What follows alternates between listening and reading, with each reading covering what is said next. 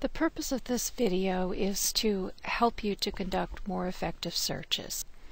One of the key points is that you need to choose the right database for the type of search you're doing. The education info guides are a great place to start because they're going to give you subject-specific databases.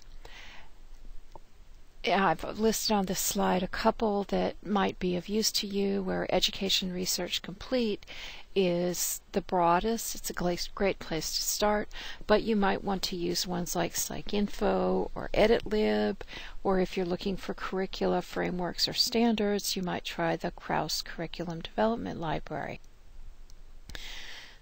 Now that I've decided which database to use, I need to decide what words am I going to use.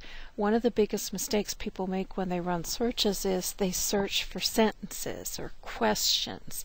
What you really want to do is identify keywords. So if I'm looking for articles that deal with the correlation between curriculum design and academic achievement, I can really boil that search down to just two phrases: curriculum design and then academic achievement.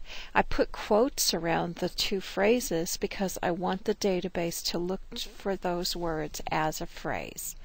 Another thing is, when you're doing searches, avoid using words like the, and, a, and so on. Now that I'm ready and I'm starting to conduct my searches, one of the things that I do is I make a list. I list the database I'm searching in, and then I list the search terms that I tried. And there's two reasons to do this.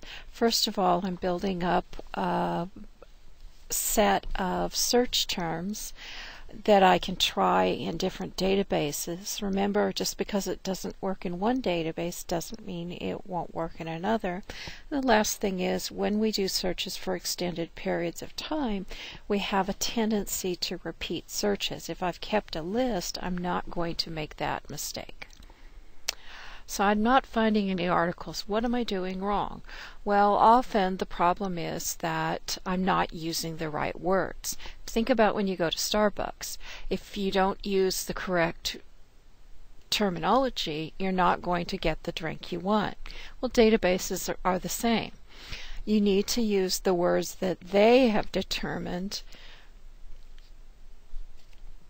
and the sad thing is that what works in one database may not work in another. How do I get around that? I use their thesaurus, or in the case of PsycInfo, I use the term finder to find the words that they want me to use. Another thing I can do is use truncation. If I'm looking for articles about children, I don't have to type children. I can put child with an asterisk, the little star, and that's going to look for child, child's, children, children's, and so on. So now that I've found an article, what do I want to do? Well, one of the things that I do is I look at the subject terms and the author-supplied keywords. Subject terms are assigned by the company we get the database from, whereas the keywords are supplied by the authors themselves. This is, again, giving me other possible terms I can use to find additional information.